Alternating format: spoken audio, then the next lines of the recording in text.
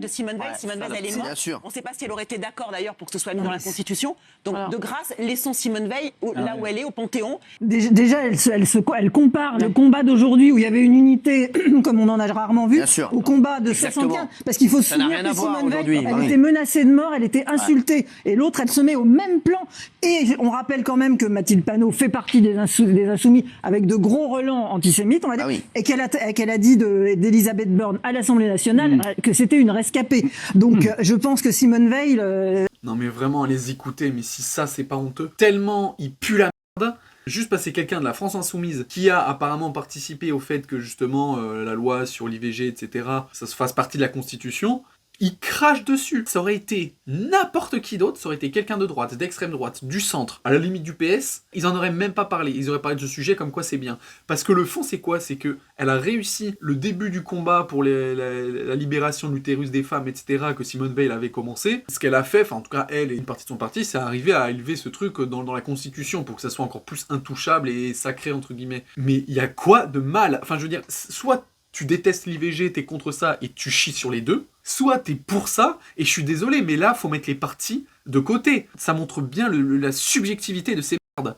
Qu'on déteste ou pas les filles et cette personne, elle a fait une chose, si, encore une fois, t'es pro-IVG et pro ce qu'elle a fait Simone Veil, bah je suis désolé, tu peux être que pour ce qu'elle a fait. Donc le geste politique, enfin ce qui a été fait sur le fond, il n'y a rien à débattre. Et là, ils sont en train de chialer, parce que sur l'affiche, on voit Simone Veil à gauche, cette femme à droite. Et alors, elle dit pas qu'elle est au même niveau qu'elle et tout, c'est juste qu'elle montre une figure qui a été hyper importante avant, qui a commencé le débat, qui a initié la lutte, etc., qui a permis une énorme avancée sur le droit des femmes. Et bien sûr, il la met elle, parce que c'est elle qui est initiatrice du truc, pour montrer les deux dates, entre quand ça a débuté et quand ça a été mis dans la Constitution. Vraiment, ça aurait été une autre personne, ils auraient pas fait ce scandale. Et là, les excuses de merde, on sait pas si elle aurait voulu être en photo, mais Géraldine, elle est morte, donc effectivement on s'en bat les couilles. Combien de personnes tu peux prendre pour n'importe quelle personne morte? Dans ce cas-là, faut plus les toucher. En fait, les gens, on les sacralise, ça devient des demi-dieux. C'est vraiment, mais insupportable.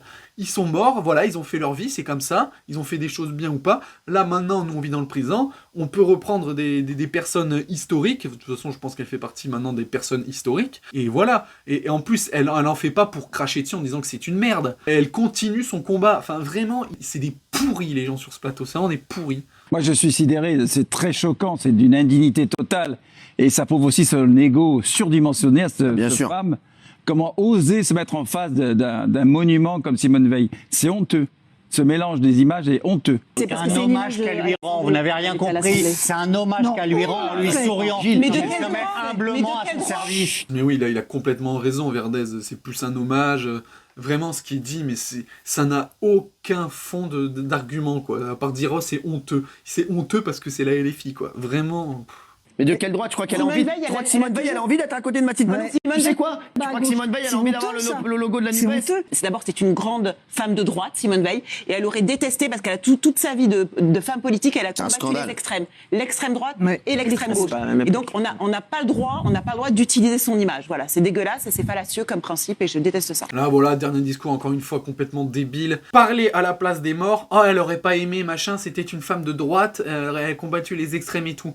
Mais justement, alors, si tellement il la glorifie, hein, cette Simone Veil, j'ose espérer qu'elle était pas trop conne, et que du coup, elle aurait applaudi le geste de Mathilde Panot à avoir fait ça. Justement, ça aurait montré le degré d'intelligence et d'élévation de cette femme, qui se dit « Je combats tes idées, la plupart de tes idées politiques, mais là, tu suis mon combat que j'ai fait et tu le mènes à la Constitution. Bravo pour ça. » J'espère, hein, si vraiment elle n'était pas débile, j'espère qu'elle aurait applaudi ça. Donc en fait, même parler en disant « Oh, elle était de droite, j'aime pas », en fait, ils reflètent leur niveau intellectuel. Genre là, Géraldine, elle se met à la place de Simone Veil. Bah j'espère que Simone Veil n'était pas aussi que Géraldine. Donc voilà, en fait, sur cette séquence, c'est juste eux qui sont à gerber. Je vomis autant sur la gauche que sur la droite. Rien à foutre du parti. Mais là, juste force est de constater que ce qu'elle a fait, bah, si tu aimes cette cause, bah, bravo. Et là, ils sont en train de lui chier dessus, juste parce qu'elle est, encore une fois, de la LFI. C'est vraiment juste pour ça. Ils sont à gerber.